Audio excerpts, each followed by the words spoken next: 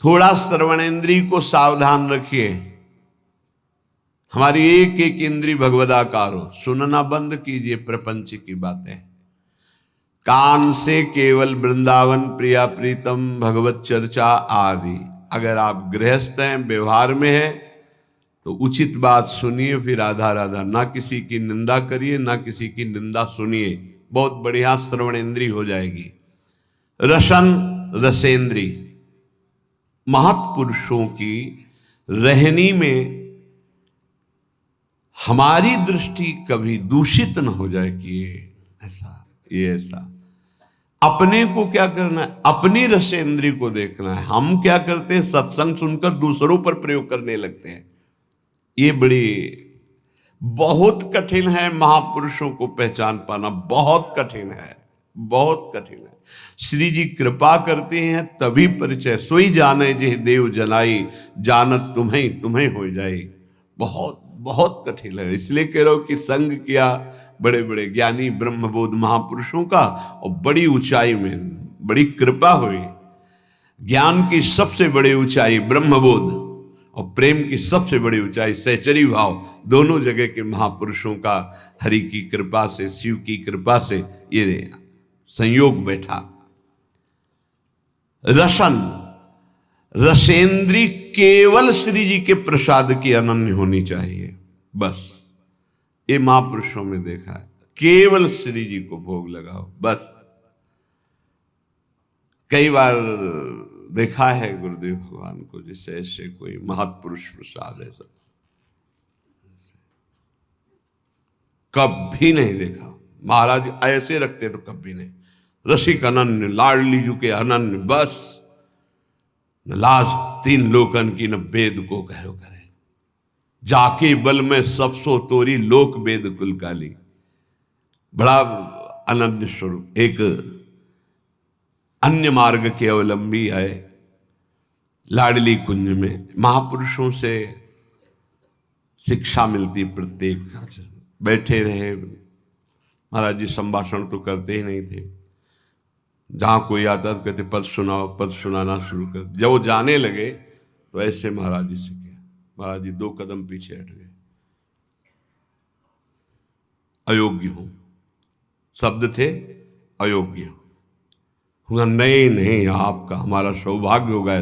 फिर हटे, नहीं अयोग्य हूं। तो उनसे हमने इशारा किया महाराज जी। जब वो चले गए तो पूछा महाराज जी क्यों नहीं? तो उनका सब भगवत स्वरूप है, पर जो हमारी श्री जी की सेवा में नहीं, हम आलिंगन नहीं कर सकते। हमारा आलिंगन होगा तो हमारी श्री जी की सहचरी का ही होगा, अन्यथा बलिहारी अनन्य निष्ठा। कोई ऐसे बिरले अनन्य रसिक रसेंद्री, ये केवल श्री जी के प्रसाद का ही स्वाद ले, चाहे जल हो चाहे भोजन। अगर चूक हो गई तो ध्रुवदास जी ने लिखा है कि अगर अमनिया आप लेते हो तो ताको बड़ो अपराध है, ये आपकी बुद्धि को रस क्षेत्र में नहीं जाने देगी। ये आजकल ऐसी बहिर्मुखता चल गई, बोतल खोली ऐसे खड़े खड़े पे। नहीं भाई, जल पीना, रुकिए आप। अगर आप वैष्णव हैं तो आपके पास झोली होनी चाहिए, गिलास होना चाहिए, आप ले लीजिए गिलास, उसको धोइए, जल भरिए, राधा वल्लभ लाल की जय, प्रभु जल पान कीजिए। भाव में 1 सेकंड लगता है, राधा राधा राधा, पान कर लिया। पानी भी बिना अर्पित किए हुए, बिना नाम लिए पानी। अपनी तो पद्धति है कि जब भोजन के लिए बैठते हैं तो पहले नाम कीर्तन होता है, फिर आचार्य गुरुजनों की जयकारा होती है, तब प्रसाद पाया जाता है। चलो आप लोग गृहस्थ हैं, इतना समय नहीं है, तो एक बार तो बोल दीजिए राधा वल्लभ लाल की जय और भगवद अर्पित कीजिए, फिर पाइए। अगर आप ऐसे प्रसाद पाएंगे तो आपकी रसेंद्री सार्थक हो जाएगी। नहीं, फंसाए है रसेंद्री। कितने घृणित हैं, शरीर के अंगों को खा रहे हैं। वो जिसे कहते हैं, वो फोड़ के देखो क्या लिबलिबा भरा है, दलित दुराए, उसको खा रहे, कह रहे हैं हम बहुत बलवान हो जाएंगे। अध्यात्म बल बड़ा होता है या शरीर बल बड़ा होता है? जीत के दिखाओ काम क्रोध लोभ मोह मद मत्सर को। ये भक्षा भक्ष खाने वाले जीत के दिखाओ तो तुम्हें महावीर समझे। अगर कोई जीता है आज तक इन शत्रुओं पर तो अध्यात्म बल से जीता। शारीरिक बल से तो रौंद देंगे तुम्हें। क्या शारीरिक बल? जे गिर चरण दे हनुमंता, चले उसगा पाताल तुरंता। जिम अमोघ रघुपति कर बाना, यही भांति चले हनुमाना। ये वीरता आती है नाम भगवान का निरंतर चल रहा सात्विक भगवत पार्षद में अध्यात्म बल से। हे इधर उधर जीव जंतुओं को उबाल करके बेचारे बलहीन पशुओं को भक्षण करना, इन राक्षसी वृत्ति से थोड़ी बल आता है। हे अभी रसेंद्री की तृप्ति के लिए भाग रहे, कौन बना रहा कोई मतलब नहीं। होश में रसेंद्री को शासन में नहीं रखोगे भजन नहीं होने वाला। इधर उधर के भोजन पाओगे, भजन नहीं। बहुत कीमती मनुष्य जीवन है, भगवत साक्षात्कार कर लो। सत्संग हो रहा केवल अध्यात्म के लिए, मनोरंजन की कथाएं नहीं है। इंद्रियों को संयम में रखिए, बचिए ऐसे आहार से जिसको तुम जानते नहीं, परिचय नहीं है तुम्हारा। बनाने वाला कौन है जिसको पता नहीं। बहुत सावधान। हमें लगता है कि बहुत जानकारी से, पहले कहा जाता था पानी पियो छान के गुरु करो जान के, ऐसे कहा। हमें अब लगता है उल्टा करना चाहिए। गुरु करो छान के, एक एक गुण अवगुण की छानबीन करो पूरी, और पानी पियो जान के। कौन है, कहाँ का है, कैसे आचरण का है, कौन सा पानी दे रहा है, कौन से गिलास में दे रहा है, उसी में शराब पिया उसी में पानी दे रहा है। बहुत जानकारी करके सच्ची मानिए आज जो भजन में उन्नति नहीं और उसका कारण खान पान विभाग है। रुचि ही नहीं हो सकती ऐसे अपवित्र भोजन करने वाले को भगवान में। मनमानी तुम खाओ पियो, तुम खूब नाम भगवदाकार वृत्ति चले, ऐसा नहीं हो सकता। सावधान। रसेंद्री को संभालिए खान पान विभाग।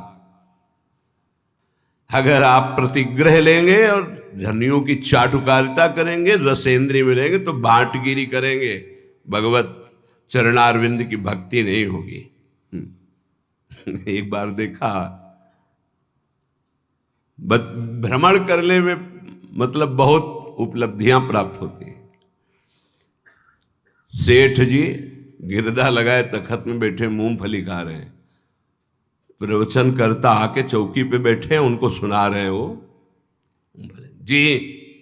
बीच बीच में खोपड़ी, शास्त्र का अपमान और उसके प्रवचन का अपमान हो रहा है। और ये धनी केवल समझ पा नहीं रहा, इसकी दुर्गति पक्की है। कार्य हो रहा भागवती दिखाई दे रहा है।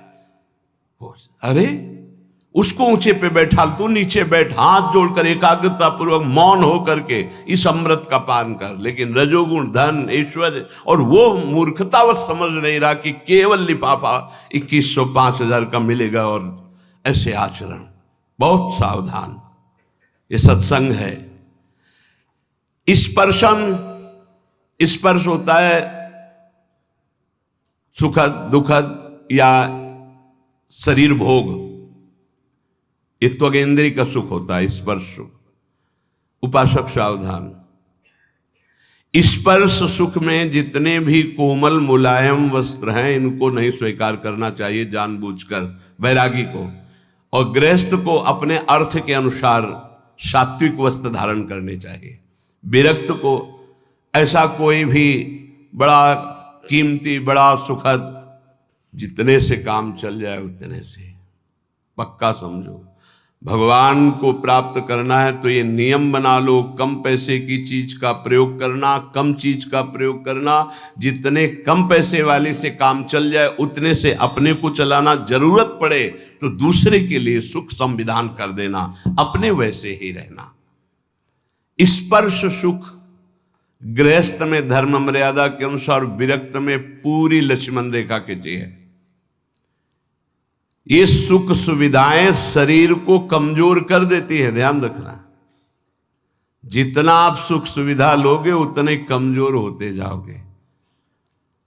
तपती हुई काशी की घाट की चट रात्रि भर तपती थी, उस पे शयन होता। अब नीचे का चला बिछा दिया, लगुटी पहने पड़े, सुबह हुआ गए रस्सी घाट की तरफ कर शौच स्नान किया, वही अचला लपेट लिया, विश्वनाथ जी के दर्शन।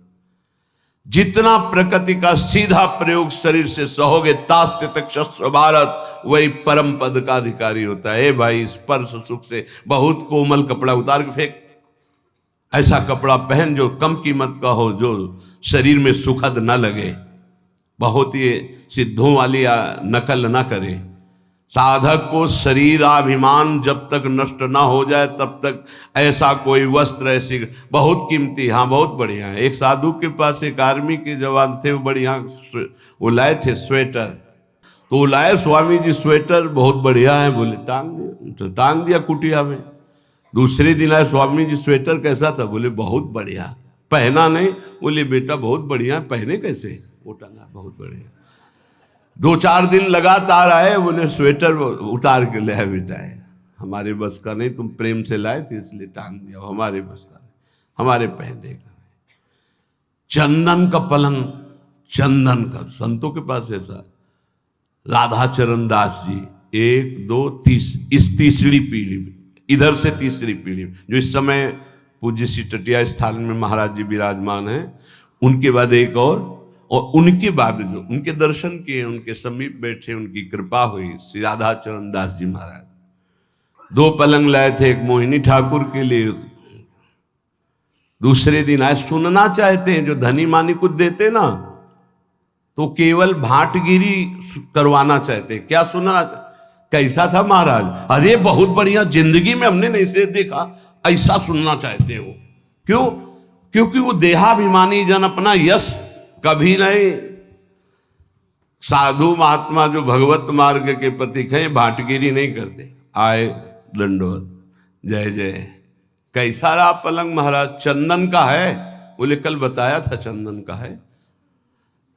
अभी तो हमारे जो पूर्वाचार्य महांतर हैं, एक एक रात्रि वो शयन करेंगे भाव में, फिर 10 दिन बाद फिर आए।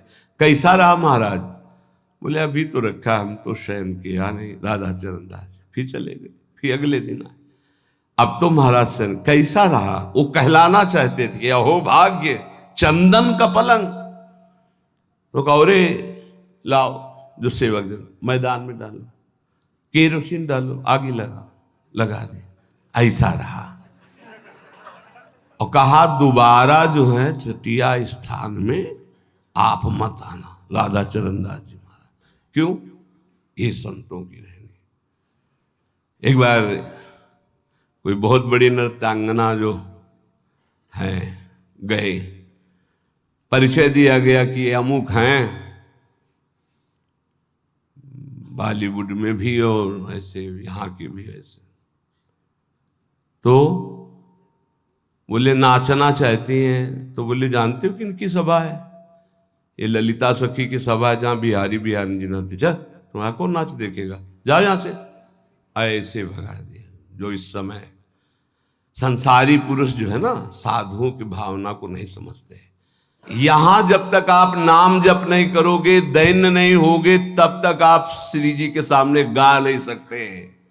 यहां जो गायन बजायन, अगर आप एक पद गा लिए हो ना, तो महारानी जी की बड़ी कृपा है। श्री जी का नाम नहीं, गुण नहीं चल, ये नहीं। तो यहां स्पर्शन, श्रवणेन्द्री, रसेंद्री, ये बहुत ध्यान देने योग्य बात है कि अपने को अपनी महारानी जू, अपने लाल जू, बस दूसरी चर्चा नहीं। जो दैन्य होके आया और रोवा वहां, तो हमने देखा यहां पास हो गया। अहम जरा सा किया, हाँ, जहां मान गुमान लकुट लिए ठारी, डरपत कुंज बिहारी, वहां आप गा रहे हैं। ध्यान रखना, महारानी जू यहां विराजमान महारानी जू हैं। क्षण घ्राण में एक क्षण भी कोई सुगंध ऐसी मत सूंघना जो प्रियालाल को अर्पित ना हो। अभी आने लगेगा प्रियालाल के प्रति ये ठसक हमारे माई श्यामा जू को राज। ये कोई भी सुगंध श्री जी को अर्पित है। हाँ, ओ भाग्य, श्री जी को अर्पित नहीं है। नहीं, हमें नहीं ऐसी सुगंध सूंघनी जो हमारी प्रियाजू ने पहले स्वीकार ना किया हो। हमारी घ्राणेन्द्री पतिव्रत धर्म की तरह, रसेंद्री, श्रवणेन्द्री, वाकेंद्री कौपीनवंता खलु भाग्यवंता कौपीन लगाए हुए है।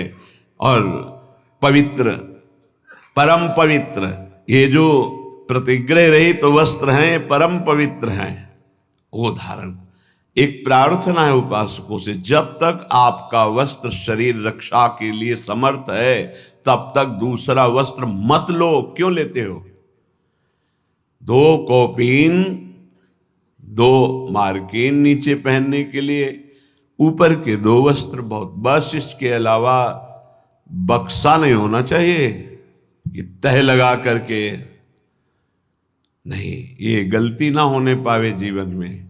अगर विरक्त भाव में हो तो जितने से शरीर ढकता है, और वो ढकने वाला कपड़ा जब तक नष्ट ना हो जाए, नष्ट ढकने की क्षमता नहीं रह गई, तब तक वस्त्र का परिवर्तन नहीं होना चाहिए। फट गया है तो गांठ मार लो, उससे शरीर ढके रहो। जरूरी थोड़ी कि तुम्हारे पास जो वस्तु तुम्हारे लिए है, नहीं, हम सेवक हैं, हमारे पास वस्तु आई, उसका विस्तार से सबको जिसका अधिकारी उसको दे देते हैं। जैसे सूर्य प्रकृति से अपनी उष्ण किरणों के द्वारा जल संग्रह करता है और समय आने पर वर्षा देता है, ऐसा साधु होता है। जो संग्रह हुआ, जो ऐसे श्रद्धा विश्व दिए, वो उन्हीं में लगा दे। खाओ पियो, मौज करो, कीर्तन करो, मंगल करो, समाज का मंगल हो, स्वयं उसका उपभोग नहीं। ये बिल्कुल रहने को सीख ले वैरागी। गृहस्थ अपने धर्म से कमाए हुए ही वस्त्र का, भोजन का प्रयोग करे, चाहे जिस तीर्थ में जाए, न वहां कोई वस्त्र स्वीकार करे, न वहां कोई सेवा स्वीकार करे, न वहां का भोजन स्वीकार करे। अगर स्वीकार करे भोजन आदि, सेवा आदि, तो उसका अनुपात लगा के कि ये अगर हम बार खरीदे तो कितने का मिलेगा, 100 का, तो हम 100 रुपया वहां के ठाकुर जी में रख देते हैं। वो ले ना ले, 100 रुपया रख देते। गृहस्थ कभी किसी का नहीं, तो आपका सुकृत, आपका भजन सुरक्षित। विरक्त तो आपका सुकृत, आपका तप, आपका भजन सुरक्षित। जो श्रीपाद कह रहे हैं, फलम वा मूलम वा किमपि दिवशांते कवलयन, 24 घंटे में एक बार शाम टाइम, फलम वा मूलम वा किमपि दिवशांते कवलयन, फल मूल अथवा अन्न आदि कुछ भी मिल जाए, 24 घंटे में एक बार पेट भरने के लिए पर्याप्त है। चलो श्री जी का प्रसाद 3 बार मिलता है, लेकिन प्रमाद स्थिति के लिए नहीं। अल्पाहार कीजिए और खूब भजन परायण रहिए। सच्ची मानिए, बड़ा धोखा होगा अपने साथ यदि हम खान पान सुख सुविधाओं को स्वीकार करके भजन न करें। प्रिया प्रीतम के पद, प्रिया प्रीतम की सेवा, प्रिया प्रीतम के चिंतन से जो सेकंड क्षण रहित गया, हानि हरिवंश के नाम अंतर परे, लाभ हरिवंश उच्चरत बानी। तब सुख हरिवंश गुण नाम रसना रटत, और बहुवचन अति दुखदानी। वाणी से निकले तो प्रिया प्रीतम के पद, प्रिया प्रीतम का नाम, प्रिया प्रीतम की बात, नहीं तो और बहुवचन अति दुखदानी। और कुछ बोलोगे फंस जाओगे, माया तुम्हारे चित्त को विक्षेप में डाल देगी। फलम वा मूलम वा किमपि दिवशांते कवलयन। सुन लो, स्थिति से चलना। बोले बंद आज से, अब 10-5 दिन समय के केवल पाएंगे, और शाम के इतना पाएंगे कि सुबह दोपहर शाम अगर तीनों पाते थे उससे ज्यादा, तो भी भजन नहीं होगा। ये भी बात समझ लो कि एक बार बैठ गए तो दबा के 3 बार वाला हिसाब पूरा कर लिया, तो अब उसके पचाने में पूरी जीवनी शक्ति लगेगी, भजन में नहीं लगेगी। इस संयम के लिए लिखा है। देखो, जब आपका ब्रह्मचर्य ठीक रहेगा तो ज्यादा मांग अंदर नहीं होती, क्योंकि पर्याप्त शरीर चलाने के लिए महान शक्ति ब्रह्मचर्य का संचय है। तो ज्यादा ये सब खत्म हो जाएगा आगे चल करके। अभी नए अवस्थाएं हैं तो ऐसी भावना हो भी सकती है अच्छे अच्छे पदार्थ खाने की, ऐसा होता है। पर आगे चल करके अगर हृदय से तुम पूछोगे क्या पाना चाहते हो, तो कुछ नहीं, कोई निर्णय ही नहीं निकल पाएगा। जो प्रारब्ध अनुसार भगवत प्रसाद मिल जाए उसे शरीर में डाल लिया। वो बहिर्मुख साधक होता है जिसकी एक रहनी नहीं होती। आज हाथ में करवा है, कल कमंडल है, परसों कुछ नहीं। आज रज लगी हुई है, कल कुछ, ऐसे नहीं। एक रहनी, जीवन भर एक रहनी का पालन करते हैं संत जन। एक रहनी, आपकी रहनी ही आपकी स्थिति का परिचय देती है। चंचल रहनी, आज कुछ कल कुछ, बोल कुछ रहा है, दिखावा कुछ है, आचरण कुछ है, व्यवहार कुछ, ये सब प्रपंच नहीं। बहुत धैर्यपूर्वक एक रहनी में 20 वर्ष चलना चाहिए। ये बहुत ध्यान से सुन ले। आज ऐसे रंग का कपड़ा, कल वैसे रंग का कपड़ा, आज दिगंबर हो रहे हैं, आज लंगोटी केवल लगी है, कल ऐसा, ये सब नहीं। एक रहनी, महापुरुषों की एक रहनी देखी गई है। फिर वो जो स्थिति आती है वो बात अलग होती। स्थिति का नाटक करना और स्थिति आने में बड़ा अंतर होता है। नाटक ही रहता है, स्थिति रहती है। श्रीपाद कह रहे हैं इसे नाटक में ना उतारा जाए, इसे स्थिति में लिया जाए। क्या कह रहे? जरत कंथा में काम दधदपि च कौपीन मनुषम। केवल एक लंगोटी शरीर में है और ऊपर से फटे पुराने कपड़ों को घूरे में से बीन चिनगटा रक्षा कीजे सीतिन। ऐसे बसिए ब्रज भी थिन, जो फेंक दिए गए हैं वस्त्र उनको उठा लिया और उनको गांठ लगा ली गई या सिल लिया गया, उसे कंथा कहते हैं। जो वस्त्र त्याग दिए हैं, जिन पर किसी का अधिकार नहीं है, वो प्रतिग्रह नहीं होता। उसे उठा लिया, यमुना में धो लिया, गांठें लगा ली, शरीर को ढक लिया। पहले ऐसा ही था, क्योंकि यहां आधुनिकता नहीं थी। बहुत मुश्किल होता था उदर भरना, वो ब्रजवासियों की टूक से ही होता था। एक शरीर में लंगोटी और जो त्याग दिए गए हैं ऐसे वस्त्रों का संग्रह करके, ग्रंथि लगाकर या शिल करके और उसको शरीर में धारण करना। जरत कंथा में काम दधदपि च कौपीन मनुषम। एकमात्र उन पुराने कपड़ों की कंथा जो जोड़कर बनाई गई। और कौपीनवंता खलु भाग्यवंता, भगवान शंकराचार्य जी ने भी कहा है। एक कौपीन केवल शरीर में, कौपीनवंता खलु भाग्य। दिखावे के लिए ना करे, प्रार्थना करते हैं, क्योंकि वैराग्य की बात सुन करके तत्काल वैराग्य धारण करना और फिर 4 दिन के बाद बदल जाना, ये ठीक नहीं होता। बहुत सोच समझ करके एक रहनी पकड़े, जो गुरु प्रदत्त रहनी है वैसे ही आजीवन निर्वाह करें। अगर एक रहने में नहीं रहोगे तो स्थिति नहीं आएगी। कभी सब कपड़े उतार दिए, कभी ऐसा पहन लिया, कभी टाट लगा लिया, कभी लंगोटी केवल है, कभी ये सब नहीं। एक रहनी गुरु प्रदत्त। गुरु ने आपको क्या दिया वैसे ही। जैसे एक रहनी में हमने देखा है बड़े महापुरुषों को। स्वामी श्री अनंग बोधाश्रम जी महाराज का सन्यास हुआ, तो सन्यास होता है दिगंबर करके, कोई वस्त्र शरीर में नहीं। गंगा जी में इतना बड़ा ही करुण प्रसंग होता है उस समय। इतना गंगा जी में खड़े करके गुरु पूछते हैं तुम्हारा कौन? ऐसे वो खड़ा होता है सन्यास, नारायण के सिवा कोई नहीं। 3 बार नारायण के सिवा कोई नहीं। फिर धिक्कार है यदि नारायण के सिवा किसी को स्वीकार करे। जब 1, 2, 3 बार गुरु के सामने कह दिया भगवान के सिवा कोई नहीं, निकलो बाहर। फिर उनको सन्यास पद्धति, फिर कहते हैं कौपीन। तो उनका गुरु जी एक बार उतरा दिया आपने, अपनी वैष्णव पद्धति में ऐसा नहीं, सन्यास पद्धति में। तो उनका लोक व्यवहार के, वो लोक कहाँ रह गया प्रभु? आपने जब कहा नारायण के सिवा कोई नहीं, तो अब मेरा लोक खत्म हो चुका है। ठीक है, तो चलो आश्रम। प्रभु आश्रम कैसा? सन्यास जब दे दिया तो जहां दिया यहीं आजीवन निर्वाह करूंगा। तो गंगा की रेती में आजीवन स्वामी अनंग बोधाश्रम जी, आजीवन वैसे ही दिगंबर, प्रकृति का सीधा वार सहना।